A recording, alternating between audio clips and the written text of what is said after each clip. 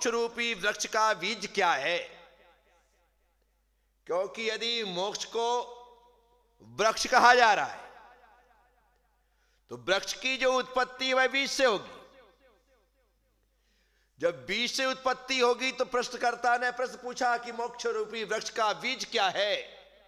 तब भगवान समाधान करते हुए कहते हैं, सम्यक ज्ञानम सहितम क्रिया, समीचीन ज्ञान के साथ यथार्थ जो आचरण है, जो क्रिया है, वही मोक्ष का बीज है। इसीलिए आचार्य कुमार स्वामी कहते हैं, आचार्य कुंद कुंद स्वामी कहते हैं, चारित्रम खलु धम्मो, वास्तव में चारित्र ही धर्म है। दंशण मूलो धम्मो कहा, लेकिन खलु लगा करके वास्तव में चारित्र ही धर्म है।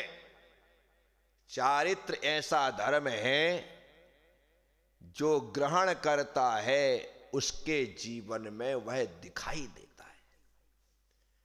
सम्यक दर्शन तो मूल है,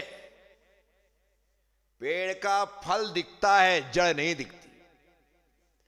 सम्यक दृष्टि हम हैं या नहीं है, यह कोई हमारी सूरत शकल देख करके नहीं बता सकता, लेकिन हम सम्यक चारित्री हैं, चारित्र को धारण हमने किया है, ये हमारी दिगंबर मुद्रा बता देती। इसीलिए यहां पर कह रहे सम्यक ज्ञानम क्रिया सहितम, जो क्रिया सहित आचरण सहित सम्यक ज्ञान है वही मोक्ष का बीज है। अतः इस पंचम काल में, जिस पंचम काल में मोक्ष नहीं है, उस पंचम काल में आचरण सहित ज्ञान पूर्वक मोक्ष रूपी बीज बोया जा सकता है। भले मोक्ष ना हो, लेकिन बीज तो बोया जा सकता है। और बीज जब बोया जाएगा, आज बीज बो दो, वह अंकुरित होगा, वह विकसित होगा, चलेगा। आज इस पंचम काल में यदि मोक्ष रूपी वृक्ष अपनी जवानी को प्राप्त कर लेता है, तो जैसे ही चतुर्थ काल आएगा, आज आम के पेड़ लगे हैं, ये मौसम आम का नहीं है, लेकिन जैसे ही अभी बसंत ऋतु आएगी, आम में मोर लगेगी और ग्रीष्म ऋतु में रसीले मिष्ट आम उसमें लग जाएंगे। आज फल नहीं है, इसका मतलब ये नहीं है कि पेड़ काट देने चाहिए।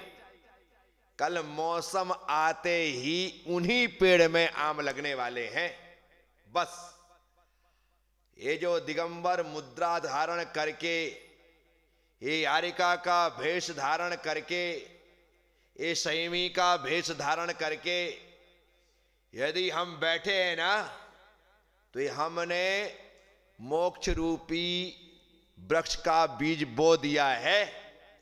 आज भले मोक्ष का फल नहीं है, लेकिन कल फल लगेगा, इसी पेड़ में लगेगा, ये तुम्हारे पेड़ में लगने वाला नहीं है। तो हम तो खुश नसीब हैं कि हमें सम्यक ज्ञानम सहितम क्रिया, सम्यक ज्ञान सहित क्रिया का आचरण का लाभ मिला है।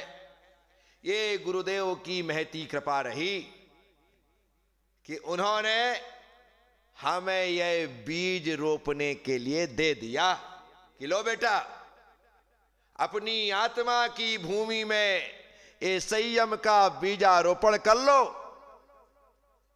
और उनकी कृपा हो गई, बीज बो दिया।